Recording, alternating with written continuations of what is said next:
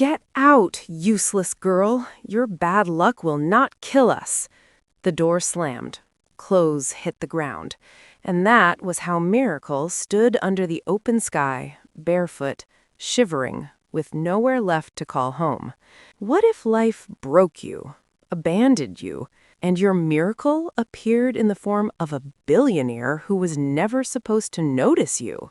This is the story of Miracle, the girl the world stepped on, until destiny made the richest man in the city stop his car for her. If you have ever lost everything you owned in one day, then you know what it means to walk with God and emptiness as your only companions. Miracle's parents died when she was barely 3. A car accident. No warning, gone like smoke. She lived with her grandmother in a tiny but warm apartment filled with laughter, evening prayers, and the smell of fried plantain. She raised Miracle with love, even in poverty, but sickness came like a thief, and one cold morning, the old woman slept and never woke again. When her grandmother died, everything changed. Relatives came like vultures. They took what they wanted, then pushed Miracle out like she was a burden nobody wanted to carry. Auntie Grace pointed at her as if she were a stray dog. "Carry your curse and go. We have our own children to feed." Miracle begged, tears streaming. "Aunt, please just let me stay. I will cook, sweep, anything. I have nowhere to go." Uncle Ken pushed her toward the gate. No sympathy, no humanity. "When hunger finishes with you, you will learn sense. Out of this house now!" And the gate shut. Just like that, her childhood ended.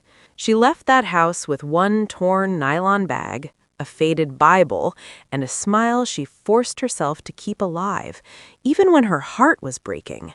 For months, she survived wherever night found her. She washed car windows at traffic lights, picked bottles for recycling, begged at market edges for leftover bread, anything to stay alive. Some days she ate, some days she only drank water and prayed. She knocked on houses, rich homes, poor homes, anywhere she could work as a maid. Every door shut. Too dirty. She will bring bad luck. She looks like trouble. Go away. Rain beat her. Sun burnt her skin. Nights were cold and long. Sometimes she slept under bridges, sometimes beside locked shops, sometimes in church corridors where she felt closest to heaven. She ate when strangers were kind. On many days, she swallowed saliva and pretended it was food. Yet each night, she whispered into the darkness, "God, please don't forget me." And then came the night fate found her. Miracle had gone 2 days without food. Her legs felt like paper. Her stomach twisted painfully.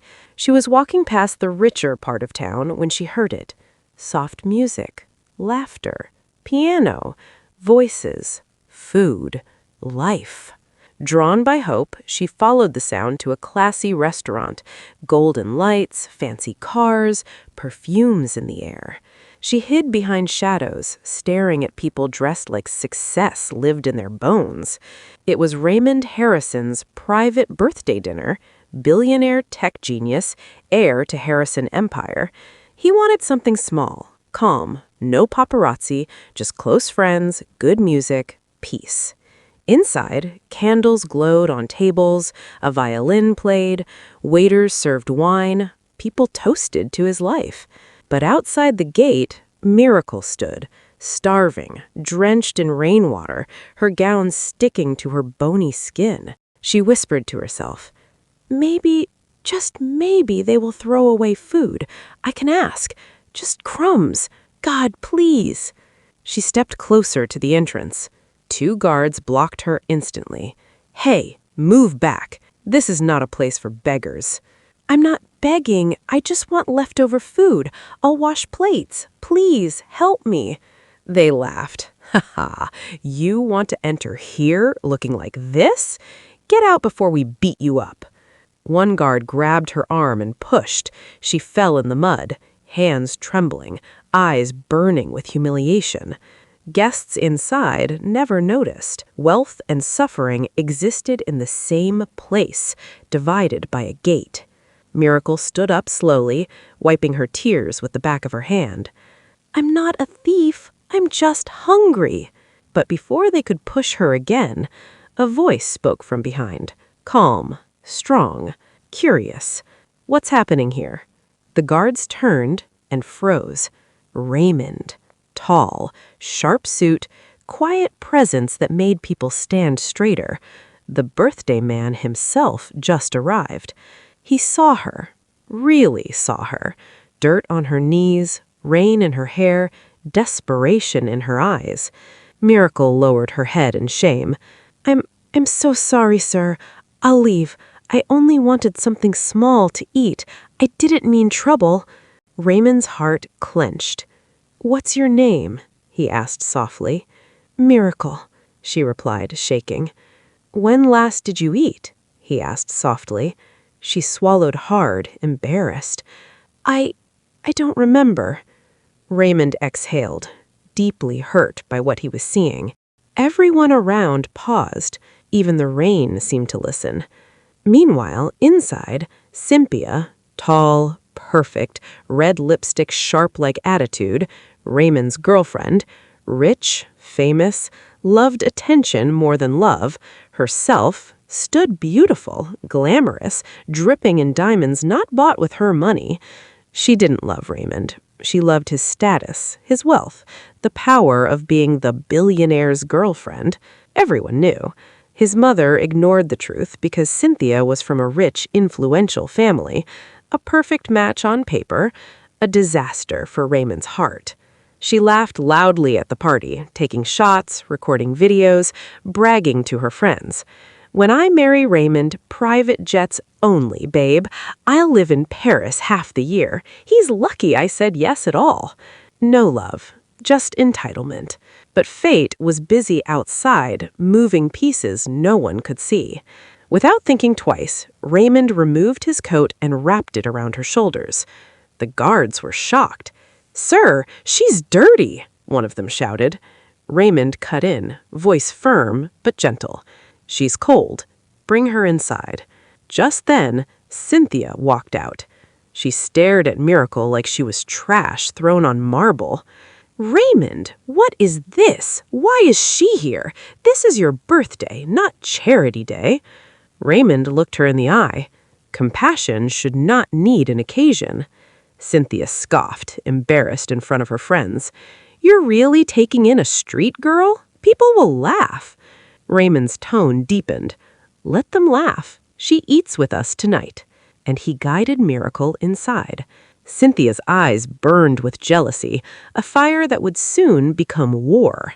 Miracle sat at the far corner, shaking. She didn't know how to hold a fork. She didn't belong anywhere near chandeliers and scented candles. Raymond noticed her discomfort. "You can eat with your hands if you wish," he whispered kindly. "This table is not too big for you." Tears dropped into her food as she ate slowly, the first warm meal she'd had in days. He didn't ask for her story. She didn't know how to thank him, but something unseen shifted that night, a crack in destiny's door. When the dinner ended, guests left. Raymond walked Miracle to his car, despite Cynthia's icy stare. "You can sleep at my house tonight," he told her. "You'll get warm clothes, a bath, and rest. Tomorrow we talk." Miracle's voice shook. Why are you helping me?" Raymond looked at her with a softness she had forgotten existed. "Because sometimes God sends us to be the answer to someone's prayer." Cynthia scoffed loudly. "Really? You're taking in a street girl into your car, into your life? Are you out of your mind, Raymond?" Raymond looked her dead in the eyes. Compassion isn't madness. And without waiting for approval, he opened the car door for Miracle. Cynthia watched, humiliated and furious. When they arrived at Raymond's mansion, high ceilings, marble floors that reflected light like diamonds, Miracle paused at the entrance, afraid her feet would dirty the tiles. Raymond noticed. "You're safe here," he said. Come in." When they got in, Raymond turned to one of his workers. "Get her warm clothes, prepare a meal for her, and give her the guest room." Cynthia exploded. "Guest room? Raymond, she's a street girl. Have you forgotten who I am? What will people say?" Raymond's tone was firm, as he only replied, "She stays." Miracle was given blankets, food, warm water, and cloths. She bathed gently, watching dirt fall off her like her past washing away. She touched her clean hair, almost not recognizing herself. That night, the guest room felt like heaven. Soft bed, white sheets, warmth in the air. She curled up under the duvet and cried, but for the first time in years, she cried from relief, because that night, she wasn't outside, she wasn't hungry, she wasn't alone. But peace does not come without a price. Miracle had just found shelter, yet she had also stepped into the center of jealousy, class war, hatred, and Cynthia would stop at nothing to destroy her. This was only the beginning. Morning sunlight flooded the mansion like gold poured from heaven itself. Miracle opened her eyes slowly, confused at the softness beneath her, the bed, the warmth, the silence. For a moment, she thought she was dreaming. She sat up, staring at the neatly arranged guest room. Cream curtains, a dressing mirror, a bouquet in a vase, clean towels folded like clouds. She touched everything carefully, like it would disappear if she blinked too long. Then reality struck. She was still in a billionaire's home, a street girl in a place built for royalty. Her heart raced. She quietly went to the bathroom, washed her face, brushed with the toothbrush left for guests, and changed into the simple but beautiful dress that was given to her. She looked at herself in the mirror. She almost didn't recognize the girl staring back. Downstairs, voices echoed, not friendly ones. Cynthia stood in the living room like a queen defending her throne, silk robe, diamond necklace, pride glowing as bright as her jewelry. Raymond's mother, elegant and observant, sat on the couch watching quietly. She had visited a night before. Cynthia's voice was sharp like a knife. "Raymond, this is ridiculous. You brought a homeless girl into your home, into your space? What will society think?" Raymond sipped his coffee calmly, too calm for the fire in the room. "Society isn't hungry. She was." "You're risking your reputation," Cynthia continued. "I'm risking nothing. I'm saving someone." Cynthia scoffed. "You always do this, trying to fix people. But this girl? She could be a thief, a liar, a problem waiting to happen." Miracle stood at the staircase, frozen, listening, her heart pounding. She wanted to run, she wanted to disappear, but something in her chest said, "Stay strong." Raymond looked up and saw her. "Good morning, Miracle," he said warmly. She swallowed and stepped forward slowly. "Good morning, sir. Everyone." Cynthia's eyes scanned Miracle like a scanner searching for flaws. "So you're Miracle, how nice." The smile she gave wasn't nice at all. It was the kind that strips flesh from dignity. "What exactly do you plan to do here?" she added. "Eat free food? Live free? Or are you hoping to seduce your helper, huh?" Miracle froze. Raymond's jaw tightened. "I'm only grateful for the help," Miracle whispered. "I will work. I will wash clothes, clean, anything. I just need time to get back on my feet." Cynthia laughed, loud, mocking, theatrical. "Look at her. She even talks like they talk on the street." She turned to Raymond's mother. "Mom, you see why she must leave?" But the old woman didn't answer immediately. She only observed Miracle, from the bruises on her wrist to the timid courage in her eyes. "What did you eat last night?" she asked. "Rice, ma'am. Thank you." "And where were you sleeping before yesterday?" "Anywhere I could." Her voice broke a little. "Some nights outside." The old woman inhaled softly. A mother knows suffering when she sees it. "What about your family?" Miracle swallowed hard. I don't have anyone. The room fell quiet, not because her story was dramatic, but because she said it so calmly, as if pain had become normal. Cynthia kept boiling with anger. She will work here, Raymond said. She will earn her keep with dignity, not as a charity case. Miracle's knees almost gave out. Sir, thank you so much, sir. I will work. I will do any kind of work, cooking, cleaning, anything. Raymond's mom hid a small smile. She respected her son's decision. Cynthia spun around, shocked. Mom, are you going to stand here and watch Raymond make such a messy decision? But the old woman simply ignored her. Out of anger, Cynthia hurried to her room, pushing Miracle out of her way. For Raymond, he didn't bring Miracle home out of pity. There was something about her, a quiet strength, a light hidden beneath scars, something he couldn't ignore. Days passed. Miracle worked, and she worked like someone who understood what hunger felt like. She cleaned floors until they shined like mirrors. She arranged flowers, polished furniture, washed cars, ironed clothes. No complaint, just gratitude.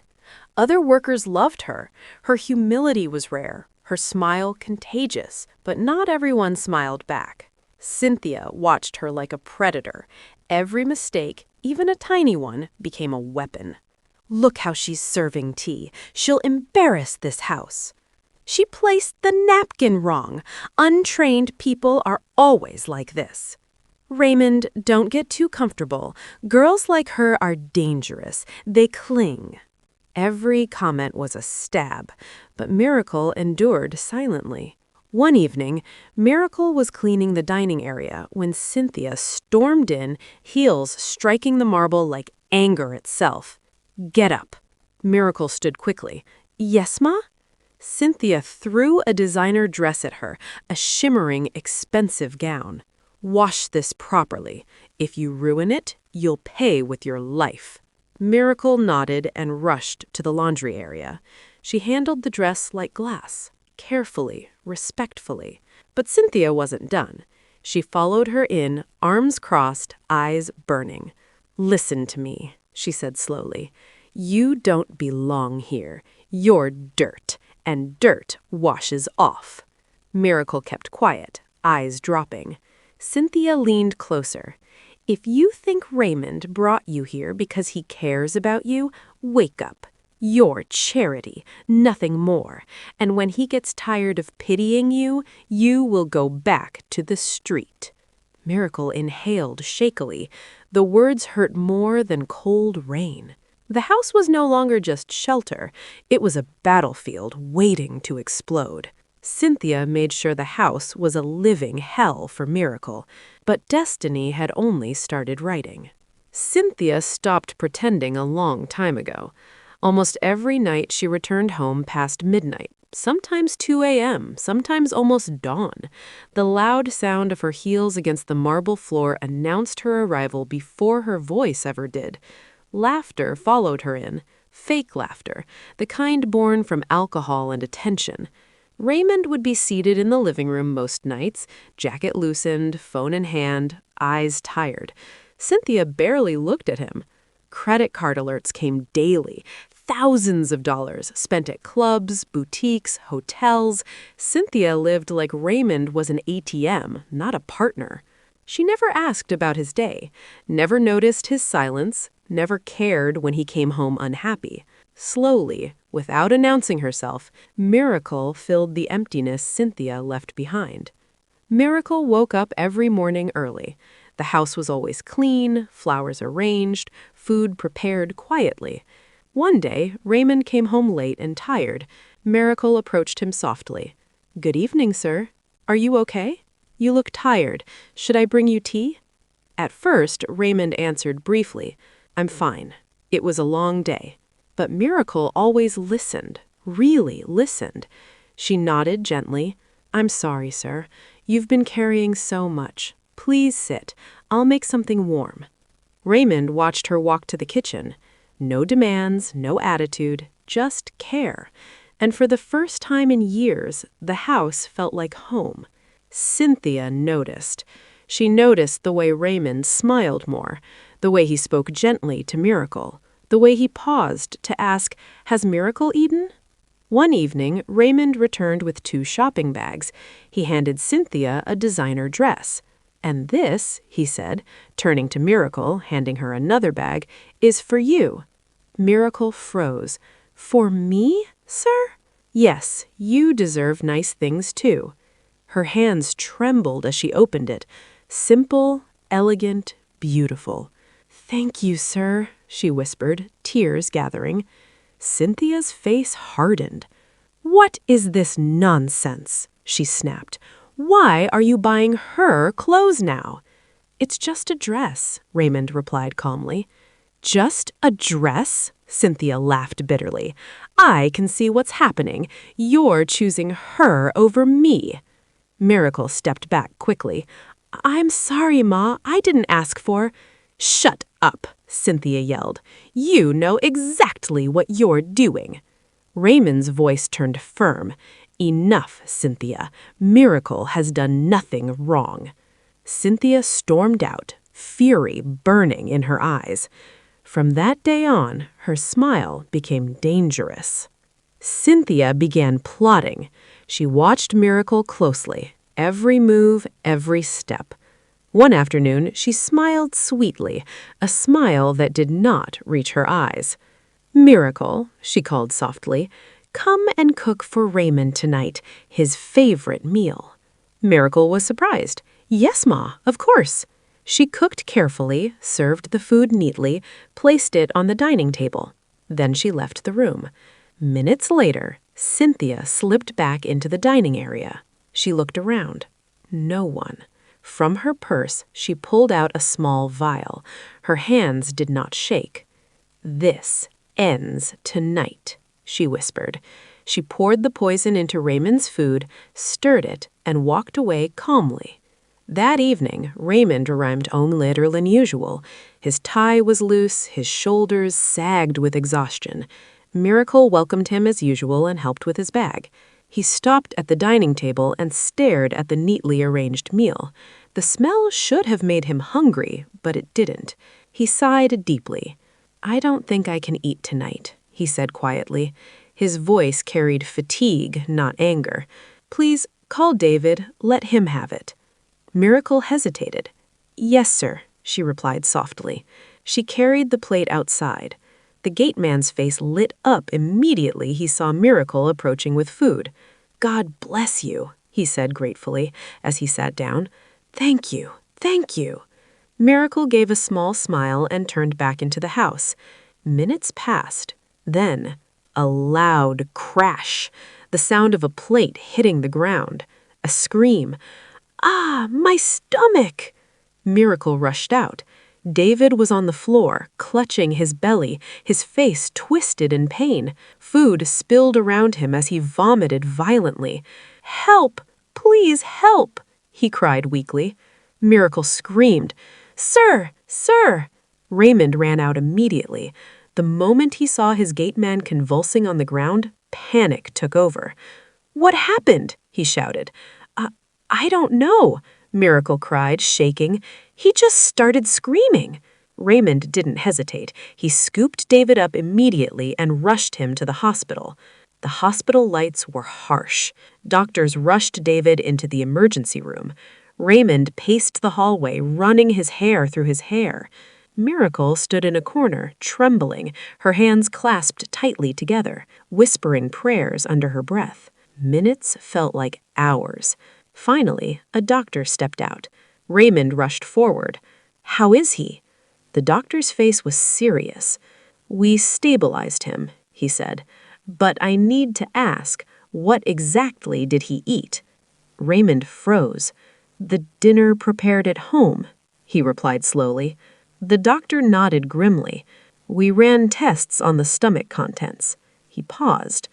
"This was not food poisoning." Raymond's heart skipped. "Then what is it?" The doctor looked him straight in the eyes. "It was poison." Miracle gasped loudly. "No," she whispered, her legs nearly giving way. Raymond staggered back slightly, as if the words had struck him physically. "Poison?" he repeated. "That's impossible." The doctor shook his head. "He's lucky he didn't die." When they returned home, the house felt different, heavy, cold. Cynthia was already in the living room. The moment she saw Raymond's face, she let out a loud cry and collapsed onto the couch. "Oh my God! I knew it! I knew it!" Raymond stopped walking. "Knew what?" he asked sharply. She pointed at Miracle with shaking fingers. "It's her!" Cynthia cried. "She cooked the food. She wanted to poison you." Miracle felt the room spin. "What? No, that's not true." Raymond turned slowly toward Miracle. His eyes were filled with confusion, pain, disbelief.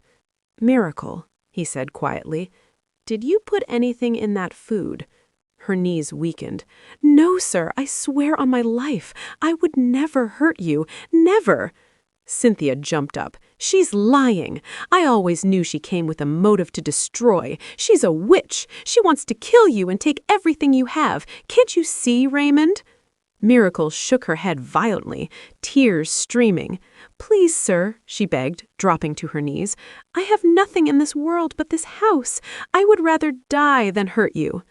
The room was silent. Raymond turned away, breathing hard. His voice cracked. "I don't know what to believe anymore." Miracle crawled closer.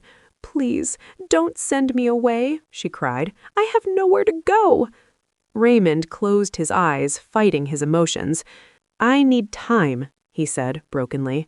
"Please, leave." As Miracle stood up slowly, Cynthia looked away for a moment. Then a small, satisfied smile crept onto her lips. Her plan had worked. Miracle gathered her few belongings and walked out of the house, her heart shattered, her world crumbling right before her eyes. That night, Raymond couldn't sleep. He replayed everything in his head. The food, Cynthia's tears, Miracle's trembling voice. Something didn't add up. Suddenly, he sat upright. "The cameras!" he whispered. He rushed to the monitor, rewound the footage, and there it was. Cynthia, looking around, pulling out a vial, pouring it into the food. Raymond's knees buckled. "Oh my God!" When morning came, Cynthia was still asleep when Raymond stood over her. "Get up," he said coldly. She smiled lazily. "What's wrong, baby?" "I saw everything." Her smile disappeared. "The cameras," he continued. "You tried to kill me." Cynthia burst into fake tears. "You don't understand." "Pack your things," Raymond said firmly. "Now. If you say one more word," he added quietly, "I call the police, and you know what that means." Cynthia knew it was over. She left, disgraced, humiliated, embarrassed. That same day, Raymond went looking for Miracle. He searched everywhere. Bus stops, shelters, streets. Hour after hour, day turning into night. By midnight, his clothes were dusty, his eyes red with exhaustion. He leaned against his car, breathing heavily, thinking of giving up for a moment, just to rest. Rain started to fall. Cold, relentless. As he turned to step back into his car, he saw a figure ahead. A young woman walking alone down an empty road. Soaked, head down. His heart skipped. "Miracle!" He ran toward her. She stopped, shocked, rain streaming down her face. "I'm sorry," Raymond said, his voice breaking. "I should have trusted you."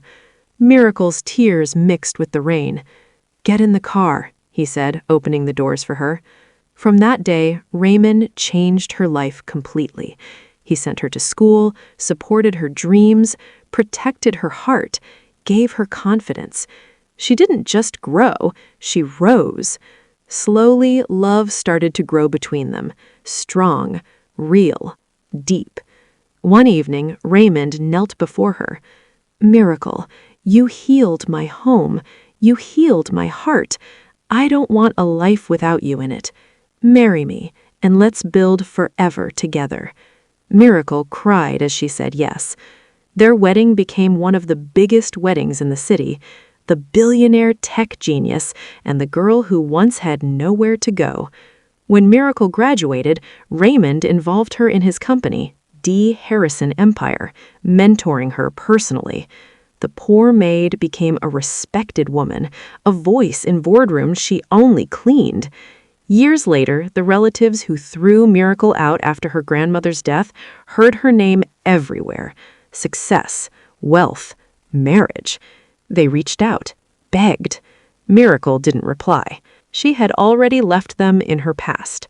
Miracle's life became proof that kindness is never wasted, that truth always wins, and that those who endure quietly rise loudly, and that God never forgets those who put their trust in Him. Moral of the story? Never mock someone's beginning, because you don't know their ending. If this story touched your heart, please like and share with your loved ones, and don't forget to subscribe to Moxie Stories for more interesting stories. Thank you.